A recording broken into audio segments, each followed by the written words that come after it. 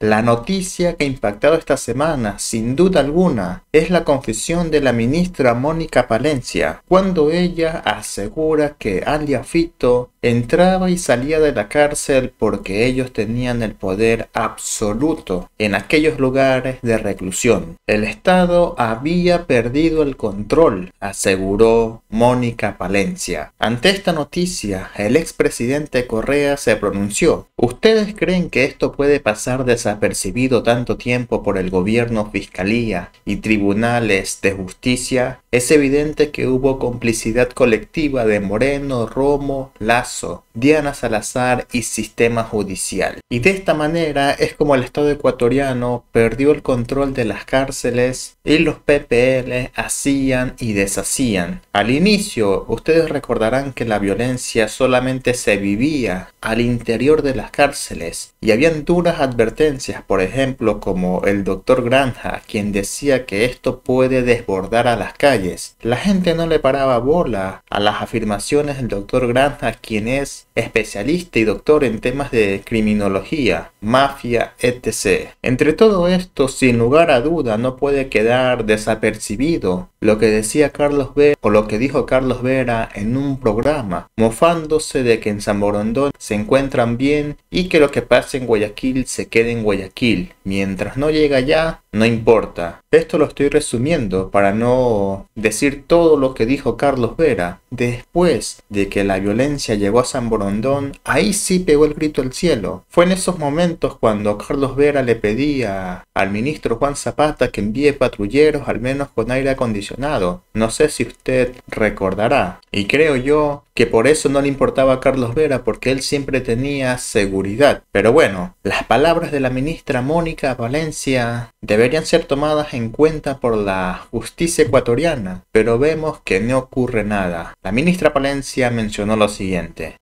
No se necesita escapar para lo que eran las cárceles, eran centros de mando delincuencial, así los tenemos ubicados, y Fito, por lo que sabemos ahora, entraba y salía.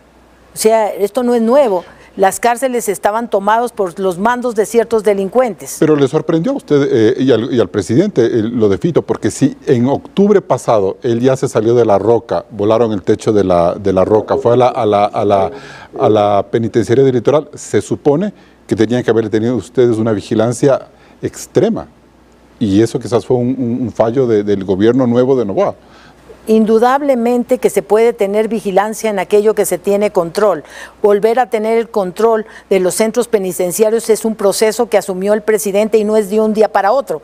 Mire usted que se ha necesitado del apoyo de las Fuerzas Armadas, porque reitero, estos eran centros de mando delincuencial, el mando lo tenían los delincuentes y nosotros vimos incluso informes donde se recomendaba mayores derechos humanos, mayor respeto, mayor rehabilitación, pero nadie de gobiernos anteriores había reconocido una realidad, que se había perdido el control de los centros penitenciarios. ¿Todas las cárceles estarán como la de Turis llena de túneles, señora ministra?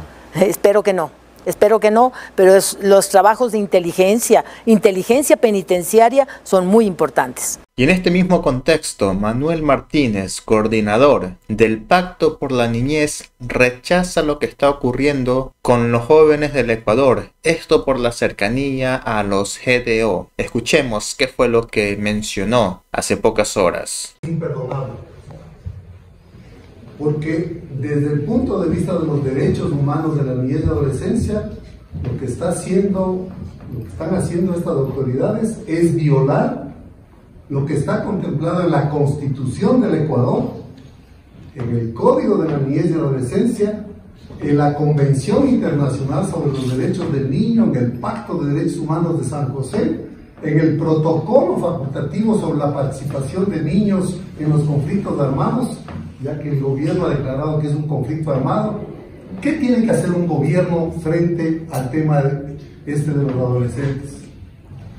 Humillarles, tratarles de esa manera tan cruel como hemos visto en los videos. Y hay muchos chicos que además nos han denunciado lo que está pasando, pero tienen recelo, temor, miedo de aparecer en público. Porque la actuación de esos militares, de esos policías, evidentemente no tienen nada que ver con los derechos humanos. El gobierno no puede actuar impunemente con relación a los derechos humanos de los niños y niñas. Tiene todo el derecho y está bien, y nosotros apoyamos que la fuerza pública, el sistema de justicia, todas las entidades públicas actúen de manera frontal, enérgica para enfrentar el tema de la inseguridad. Eso está muy bien, todos compartimos esa necesidad, pero lo que sí es imperdonable es que sobre eso se estén haciendo las cosas que se están haciendo. Eso sí no lo podemos aceptar, así lo queremos decir de la manera más frontal. Esto también quiero decirlo, posiblemente lo que nosotros estamos diciendo puede ser impopular para muchas personas, y seguramente nos van a comenzar a atacar. Es que estos señores de las coaliciones lo que hacen es defender a los delincuentes. Absolutamente falso. Esa es una manera perversa de enfrentar esta cuestión. Aquí la compañera ha dicho, fíjense, son este dato que para mí es ya absolutamente relevante. De las 7.800 personas que murieron en el año 2023, 7.800, el 10% son niños, niñas y adolescentes. El 10%. Niños inocentes que ya murieron, que fueron asesinados en las calles, en los parques, cuando están durmiendo en su casa humilde ahí en los barrios populares. Hay cientos y cientos de niños que han quedado huérfanos producto de los femicidios, de las masacres de las cárceles, de la muerte de sus padres, sean o no sean delincuentes. Cientos y cientos de niños que están siendo reclutados por estos grupos criminales. Frente a eso, nuestra preocupación es que eso hay que evitarlo, evidentemente. No es aceptable que un país como el nuestro, declarado democrático, republicano, de justicia y de derecho, acepte que haya estos niños muertos, asesinados, reclutados, huérfanos. No es aceptable esta cuestión. Frente a eso, ¿qué es lo que nosotros decimos? Y eso es lo que les pedimos a ustedes.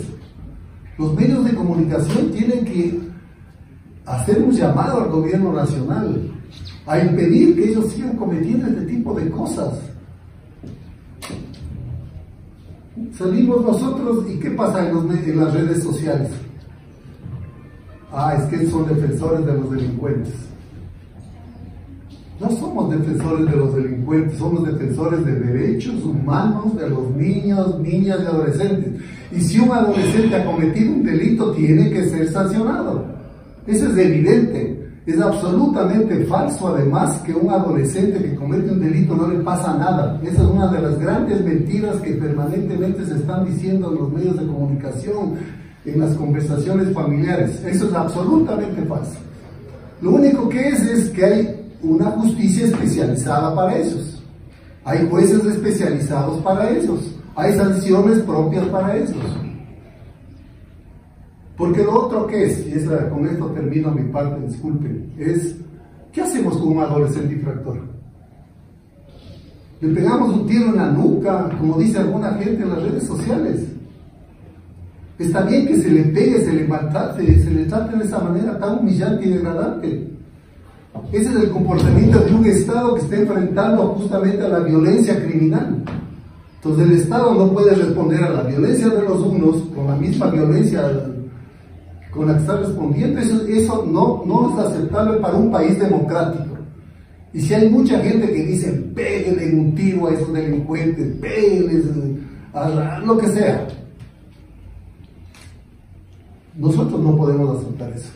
Así, entendiendo la angustia y la preocupación de las personas por todo lo que han sufrido, por todo lo que sienten, por lo que viven en los barrios, pero a un niño, a una niña, a un adolescente que ha sido reclutado forzosamente, aquí la compañera ya va a explicar un poquito más sobre eso, no se le puede pues patear en el suelo, hacer lo que hemos visto en los videos. Entonces, si hacemos un llamado, fíjense, así de lo más fraterno a la sociedad ecuatoriana, a que estamos de acuerdo en que hay que sancionar a los delincuentes, pero hay que sancionarlos con la Constitución, pues, con lo que dice la Constitución, la Convención. Si no, ¿qué país estamos construyendo? Porque si no, es un deterioro de la democracia, de la sociedad, de la ética, de la moral pública. Todo esto duele en el alma, amigos. Pero recordemos una cosa, que robar es muy diferente a mandar a una persona con San Pedro. Son dos cosas y dos elecciones muy diferentes. Una puede ser de cualquier manera o en ocasiones olvidada o no ser tomada como tan peligrosa la acción de robar, pero la otra refleja odio en los corazones. Amigos, nos vemos en un siguiente video.